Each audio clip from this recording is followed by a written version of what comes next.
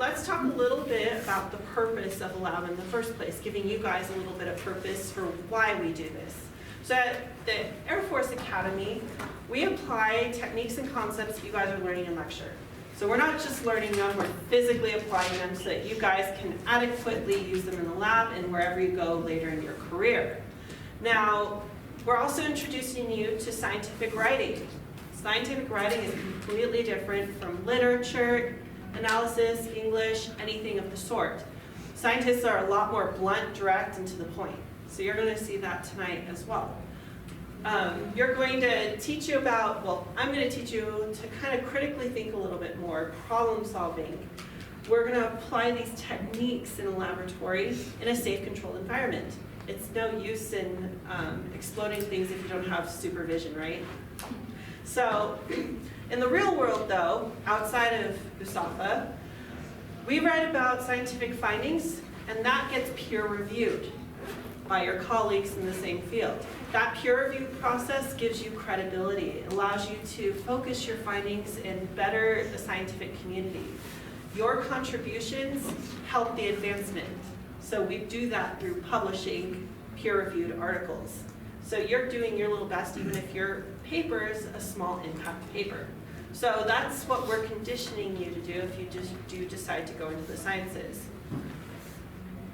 So before starting the report, you want to debrief what you actually did. A lot of times down in the QRC, we get cadets that bring us this data, they bring us a script of the lab report they're supposed to write, and they have no idea what they just did. So first and foremost, before you even start writing your lab report, debrief yourself on what you actually did. Why did you collect the data that you did? How does that relate to material in lecture? How does that relate to the goals or objectives that you're doing in your lab? It's good to kind of bring everything together and make sense of it. So here are some questions to consider. What was the objective of this lab? What is the purpose? What are you trying to accomplish? Why did you do this specific test, technique, or method? How is this useful to the overarching objective? And lastly, why did you collect this data? How does that relate?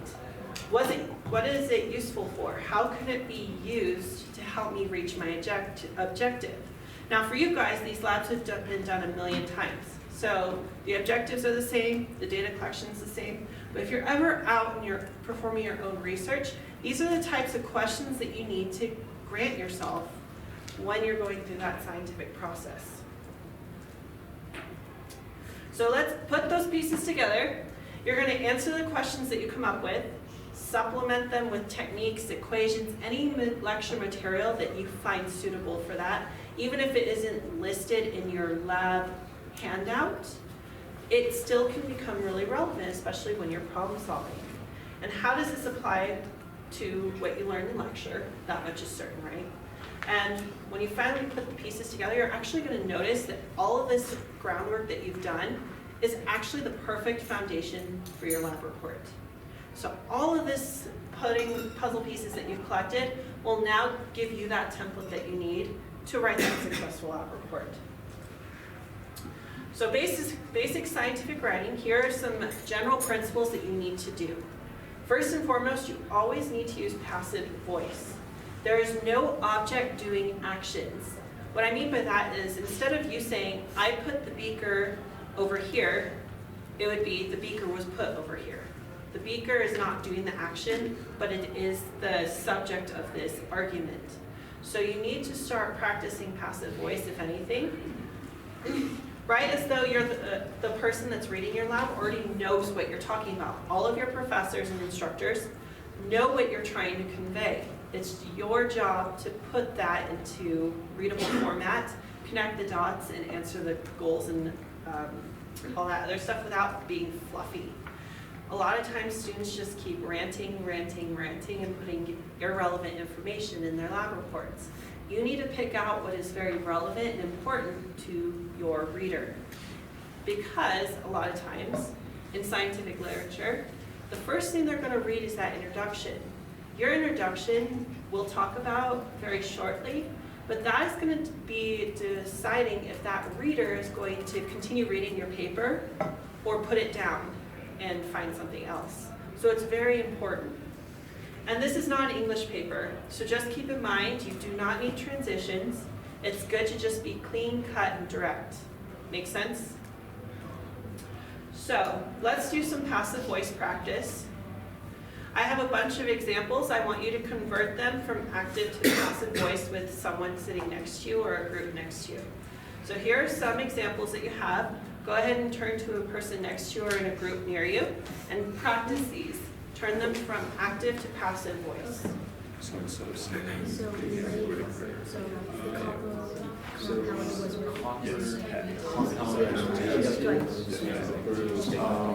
burn was conducted for 50 seconds.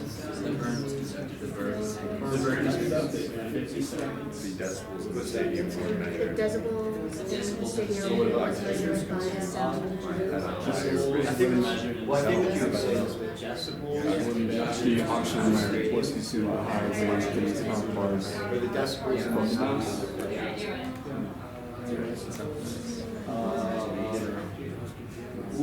No, I didn't finish this. Oxygen was consumed by the mouse at a higher No, I was thinking of it. All right, let's do a quick summary. So the first one is the copper was weighed. Second one, the burn was conducted for 50 seconds. Notice how we're taking out some of the action or the subjects that are performing the tasks. The sound engineers that measured the decibels in the stadium, that should be the decibels were measured in the stadium. And then the last one, oxygen was consumed at a higher rate than its counterparts. We just took the subject out. What's that? You don't like even mention the mouse? Can you like not Nope. touch me? Because you're looking at the trend that you're observing. The mouse is just your subject of observation. So it doesn't really play a factor in this lab report, so to say. Now, I want you to take a look at these examples and tell me, is it active or passive? Why not? So go ahead and turn to the same group and decipher if these are active or passive. Passive. I'd say the first one is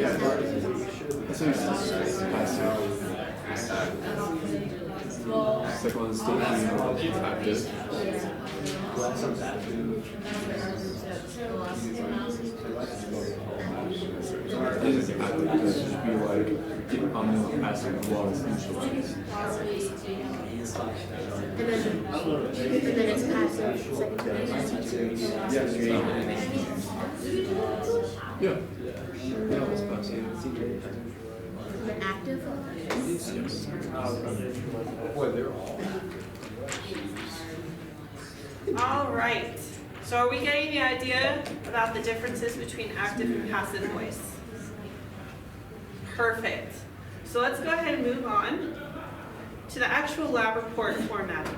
So your typical lab report, and in chemistry this is the case, starts with your introduction, has your experimental procedure, results and discussion, your supplemental information, your references, and your documentation.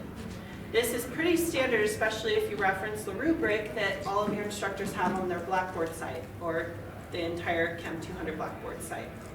So please make sure you reference that rubric because that is what all of the instructors will be going off of when they're going through your lab reports. So let's talk about a good introduction. These are my forte. I love helping cadets come up with a good introduction. So these are the do these, and then the next slide will be the don't do these. But for the most part, your introduction should be 3 to 4 sentences, no more. It's a very clean-cut, descript introduction, and essentially is the basis of your paper. This gives the reader an idea of what you're doing, how are you doing it, and what are you using. So clearly and concisely state your objectives. State important techniques, methods, and key principles.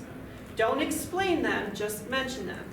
This is like an appetizer, and then your results and discussion is your full course meal. So you want to give them a taste and then explain it later. And then state your key findings. So what are your results? What did you find? What are your conclusions? Things like that. If it helps, I always have my cadets answer these questions right here. So to answer, what are you doing? That gives you a clear objective. To answer, how are you doing it, is properly answered by methods, techniques, your key findings, principles, things like that. And then what are you using? This gives you an opportunity to be very specific without giving too much information. So this is like specific reagents. Just bear in mind, reagents are never capitalized unless they're named after someone. So look at the difference between copper sulfate and copper sulfate. Always keep it lowercase unless it's named after an individual. So the way, if the intro doesn't necessarily make sense this way, the good way to think about it is the appetizer before the main course. The other way to think about it is your intro is like your conclusion, right? So you're wrapping things up. So it's very brief, and that's when you talk about what you found at the very end. Okay, so either way goes. Nice point. So these are things that you don't want to do in an introduction, so please make note, because a lot of cadets fall into this trap. The first one is explaining those methods, techniques, and explaining actual math, like talking, I divided this by this, things like that. State the deathly things like nails on a chalkboard to us. In this lab, that is nails on a chalkboard to your instructor. Try to start it a little bit differently. State your relevant info. You do not need to talk about the story of where this technique came from or the story of where this chemical was manufactured. You need to be very direct. Use fluffy introductory statements relating to real life or applicational purposes. So try not to fluff it up with, in 1900, this chemical compound came from Madame Curie herself that talked about the radioactivity of so-and-so. No, we do not need that background information. Scientists are very blunt, direct, and to the point. An introduction is going to determine if your paper is any value to them, so they want to get through it as quickly as possible. Not just from an instructor standpoint, but just a general standpoint. And assume, and this is an important one, that the reader already knows what you're talking about. So when you bring up Beer's Law, they already know what Beer's Law is, so that's why you don't need to explain it. Any of you have Captain McNichols? Okay, so he has a huge point about in this lab. A lab is the place, the experiment is what you did, right? So it's a kind of nitpicky point, but it's valid, right? So just that's part of knowing your audience and preferences. Yeah, and I completely agree with that now that I've heard the argument. A lab report is if you do a lab inspection and then report to someone about the inspection. Your experiment report is when you've done your experiment and are writing it up and talking about it. So that's why this is called an experiment report, not a lab report. So I have an example of a good or bad introduction. Go ahead and read this and talk to your neighbors if this was a good or bad example. It could have pieces of good, it could have pieces of bad. It's in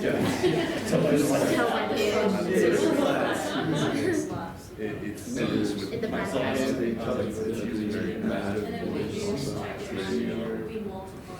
It's not very clear. To be a deadly acid. Dangerous acid. So on one hand, is that we don't need this introduction. It explains to the situation. Are we not talking anymore? Like, I see a lot of people that went quiet. Do we need to go through this one? It was like a quick, like it's kind of obvious, I think. It is pretty obvious. There's some pieces that might be good, but in its entirety, it's not really good because it is very wordy. It starts with nails on a chalkboard letters. It's not very specific. It does include some stories. So it really isn't it could use a little bit of fixing, I guess is a good way to put it. Here is a different one.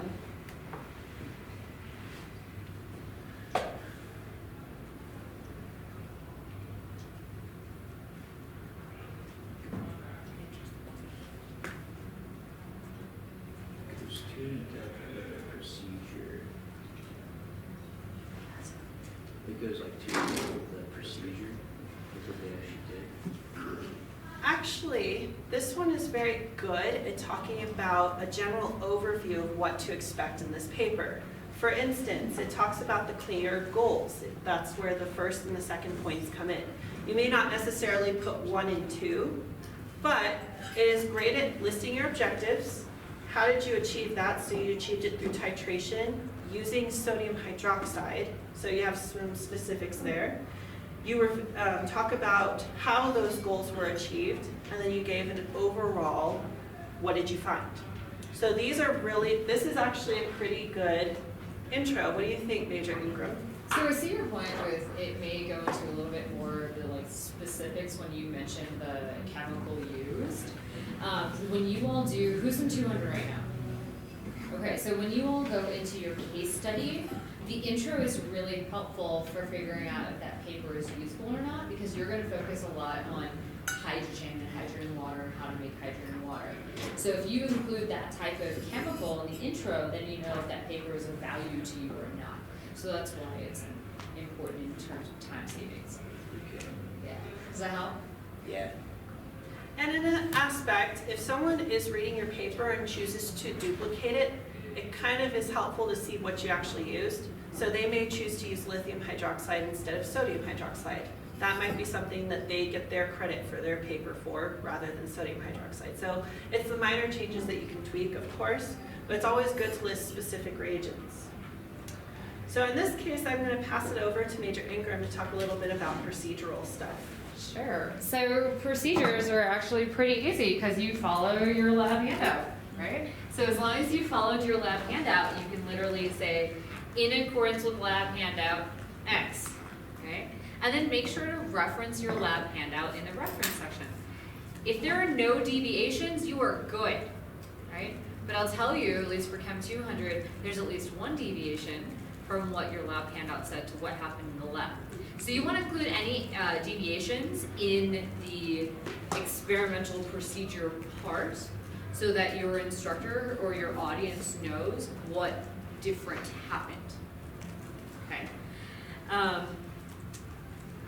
If you have a relevant table, include it here. But for most of us, because we're not creating anything in the lab necessarily, we don't have that recipe-like table that you would need. Okay, so it's gonna feel weird that this section's probably 2 sentences. That's okay. All right, the results part is where you get to elaborate. Tell us what you did and what you thought about what you did. Okay, so in this part, you're actually telling the story of your data. So include all of the relevant data, tables, plots, figures, but only the ones that allowed you to reach your conclusion. Your raw data and any other data collected or analyzed that did not play a role in the answer you found actually goes in the supplemental material part. Okay? And the reason that we're doing that is because we want the meat of your lab report to only be 2 pages. So concise, clear, to the point. We can look at the rest of your supplemental materials for your calculations, all your other data, and go, oh yeah, I understand what happened, and how the conclusions that he or she drew are valid based on the other data. Okay? And then don't forget to include your standard deviation, percent error in this section. The other important piece I do want to talk about is Major Ingram brought up a really good point. Your results and discussion is telling the story of your data. And like any storytelling process, who in here likes stories, right? Raise your hand. Most of our storybooks that we really like, whether or not it's a chapter book or not, include pictures, right? Pictures give you 1,000 words, which is why we like to include figures. If you have a plot, that tells me a lot more information than all of that raw data that you just gave me on a table, right? So definitely use your sense of judgment on what you should include in your results and discussion unless it's actually specified. Because it's easier for me to read a plot than it is to read raw data, right? And I'm sure you guys could agree with that, right? So that's just an important piece to talk about, especially in your results and discussion. So when we're looking at a discussion, you're going to highlight those important findings, introduce and discuss your results. If I'm a comedian out here and I just walk on the stage, my impact's not going to be as strong because no one gave me an introduction.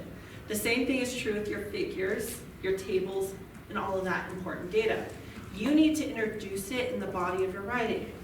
For example, if you're talking about a specific plot, let's say a Beer's Law plot, it's important in your body of writing to talk about Beer's Law, talk about what it's showing, and then say, as shown in figure 1. There's the proper introduction so that what follows is that picture of figure 1. Makes sense? It had a proper introduction. Explain why you did what you did. Very important to talk about very specific techniques if necessary. Why is that integral to the overall process and how you got your results? Connect your dots, relate back to your objectives, and show that logical path. If it helps, it's always good to outline it because you can organize your thoughts. By organizing your thoughts, it gives you that proper introduction to each thing that you're going to talk about and introduce in each goal that you've answered. Don't explain calculations or talk math. Students can actually get in that trap where they're talking math. When I mean talking math, I'm sure you guys have all heard it. I divided by this and multiplied by this and I got this. That is a perfect textbook example of talking math. We want to avoid that at all costs. Your calculation section, when you show your samples, does all that work for you. So you don't need to talk about it in Word format. Lastly, and most importantly, this is why we do our statistical analysis at the end when we do our percent error and standard deviation. This shows you your actual value, which is what you guys got in your lab, versus a theoretical value, which you can find in the literature. This is so important because it gauges how close you were to your actual answer. Now, this is probably redundant to a lot of you, but this part right here, the sources of error, your SOEs, is where you get the opportunity to talk why your answer is not the reference example. And this gives you the opportunity to explore different things that may have gone wrong in your body of work. For instance, it could be as simple as something like, I didn't use the same scale for all my measurements because all those scales are calibrated differently. That introduces an error automatically by not using the same scale. See what I mean? Or when you're comparing your answer, did it come out higher or lower than what was expected? That's a great hint as to where your data could have gone wrong. Yes? So that, Mr. Schuster brought up a really good point with sources of error. If you listen to his example about the scales being calibrated differently, it's not his fault. So in your sources of error, we don't want the source of error to be you, right? Because then theoretically you could have fixed that, right? And then went on with your experiment. The sources of error should be things outside of your control. Like, you didn't calibrate the scales. You assumed that all of them were calibrated correctly, which meant you could use any scale that you wanted. But maybe that wasn't the case. You assumed, maybe, that the concentration of the solvent was exactly what the bottle said. But you don't know that because you didn't make it, right? So make sure when you include your sources of error, it is not things you physically could have fixed in your lab or in your experiment. Yeah. So like having the temperature identical every time you like measured the spectrometer, use that to like use the enzyme and measure how fast the reaction went. Like if the temperature's not exactly the same every time, you can't control that. How could you fix that?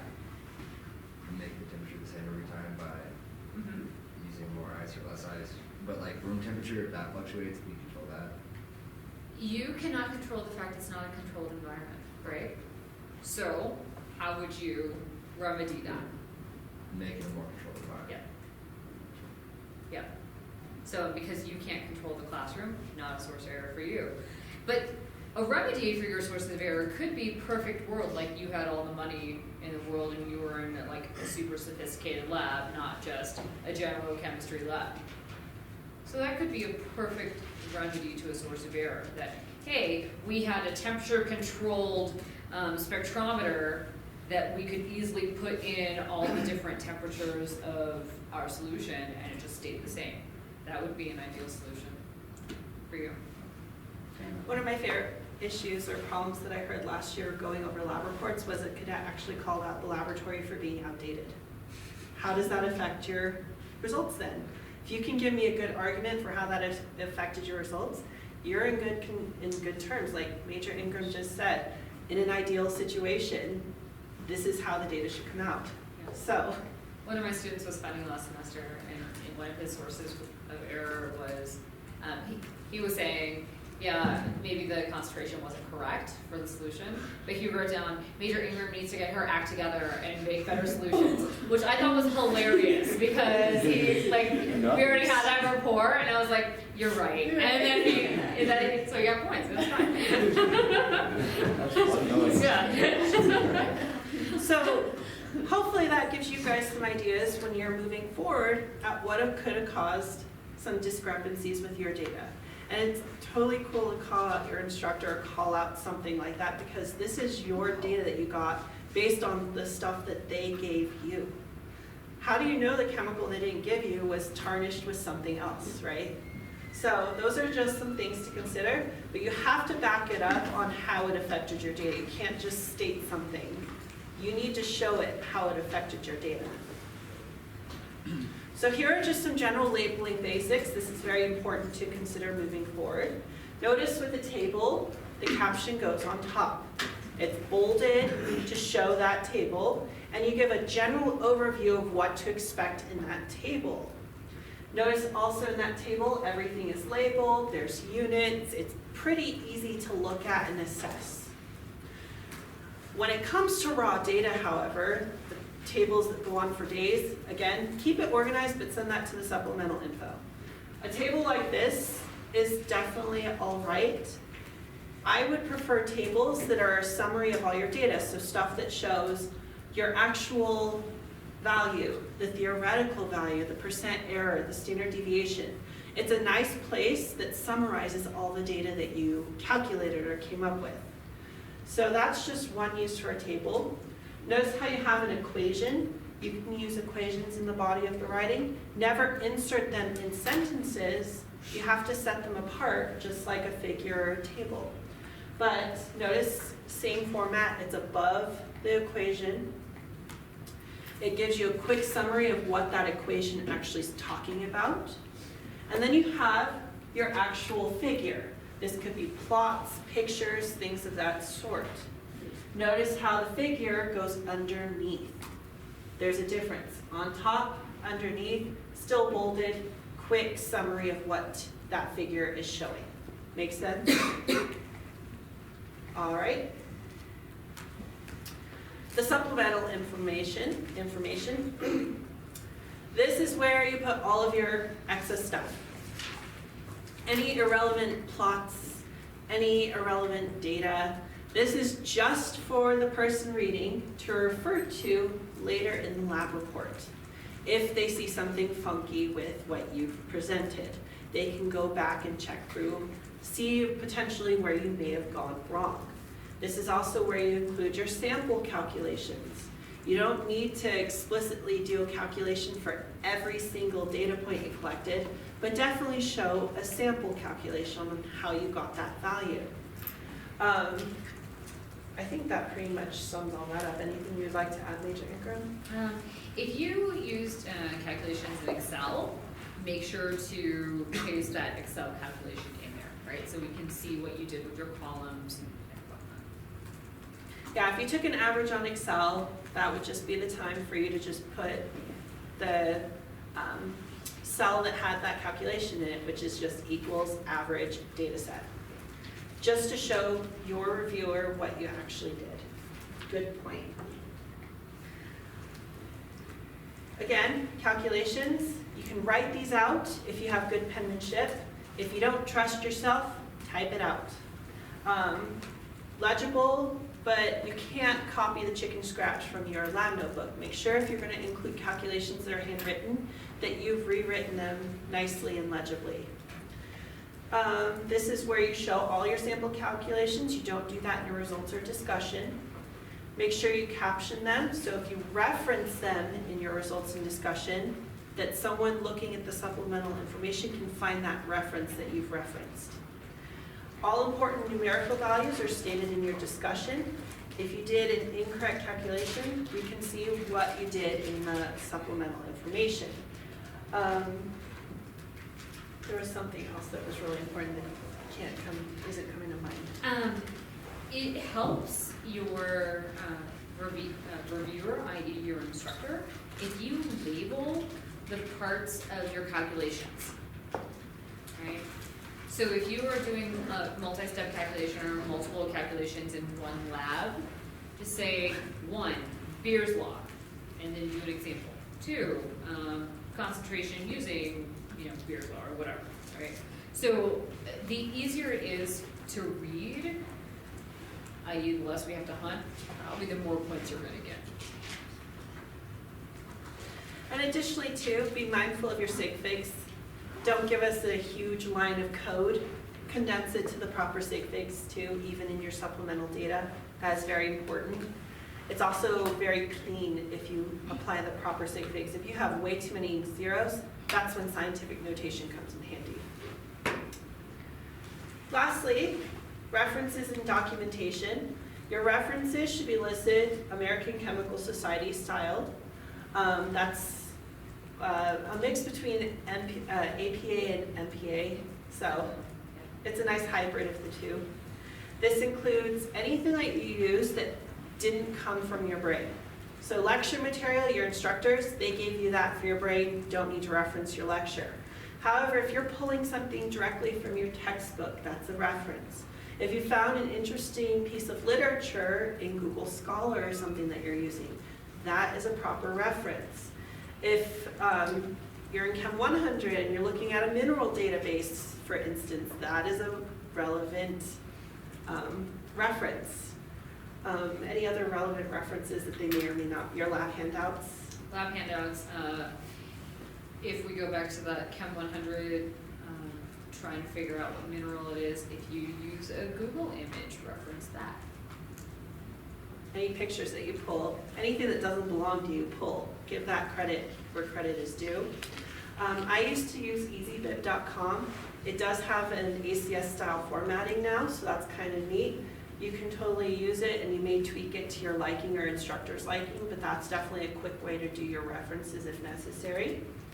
For your documentation, feel free to reference class data. If you guys took a bunch of class data, you do need to cite all of the individuals in your lab that you took class data from just to give them the credit. You do not necessarily need to list your lab partner unless they helped you after the lab but not helped you with your lab report writing. See the difference, data analysis. If you come to see me or Major Ingram or Dr. Yachatula down in the QRC, you're required to list us as helping you out or referencing us or documenting us. And then if you choose to do any proofreads with your instructor or even go to the Writing Center, the Writing Center has been briefed on how to go through chemistry lab reports. So they're there to help you if you need some good content, grammar, or whatever.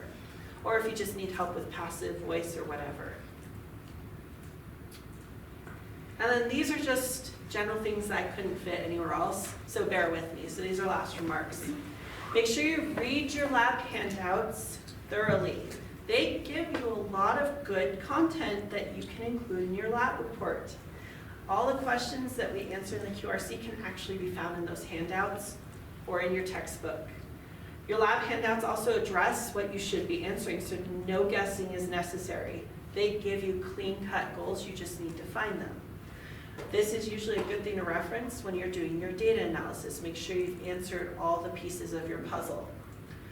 Time management is something a lot of students find themselves a lack of, but this is something that you can't do the last minute. So please, we're here to help you, kind of like a doctor for a checkup. We can't help you in emergencies, that's an emergency room and we don't have that here. We're here for checkups. If you're crunched for time, write it in pieces. Write your introduction one day, your experimental results another day, your conclusions another day. Please do break up your time so you're not working vigorously the last day before it's due. Also, while we're writing, this one's kind of important. This is all about abbreviations. So you only need to abbreviate, and this includes chemical formulas, if you intend to use that abbreviation for the duration of your paper. If you only mention it once, do not abbreviate it. If you're using it in an equation, put the chemical compound in the body of the writing before you introduce that equation. Put it in its parentheses as its chemical formula, and then introduce the chemical species. If you're only referencing it once, please do not abbreviate. Write it out completely. So, in addition to chemical compounds, if you're using abbreviations for the duration of your paper, for instance, percent copper, if you intend to put percent Cu for the duration of your paper, that would be a good abbreviation. If you are planning to use H2SO4 for sulfuric acid for the duration of the paper, please use its abbreviation. Like I said, you only need to abbreviate if you plan to use it multiple times, not just once. But I think that pretty much sums it up. Any last minute pieces? So all of your lab handouts have listed questions on the very last page. Answer those questions and you are gonna be in pretty good shape. And refer to the rubric as much as possible because again, that's what your instructors are going off of. That's what they're looking for and that's how they're gonna critique your lab report. So please reference that as much as possible. So some instructors, myself included, and folks in the QRC, like if you bring down a self-evaluated version of the rubric when you bring your report. So you've already identified what you think you're not as strong at, and we can definitely devote more time on those areas. Plus it's good for you to just evaluate yourself along the way, because you're gonna be writing a lot more of these. So. Yeah, you're gonna be writing another one. And additionally, to caveat off of that, we love hard copies done in the QRC. So please bring a hard copy whether or not it's finished or not, because that gives us a quick way to review it. We can't constantly be typing out and fixing your errors on the spot. So please bring a hard copy and we will get that taken care of. Additionally, a lot of the instructors down there have capabilities where you can connect your laptop to a larger screen so everyone can read it now. So definitely if you want to go through some of your calculations on Excel or pieces of your lab report, we're not just exclusively there for the end-all be-all lab report, we're there for every in-between too. All right, anyone have any questions? Perfect. At this time, we can definitely help you with your current lab report if you do have any questions. So definitely get those out. If you need to reference something there, this will be posted on our QRC Blackboard site for future references. So you're more than welcome to reference that as much as possible. But from here on forward, we're here to help you guys with your lab reports. So, yes. Oh, cool. All right, if you want to leave or if you have prior engagements, please feel free to leave. You're not required to stay. But thank you guys for coming. If you haven't signed in, please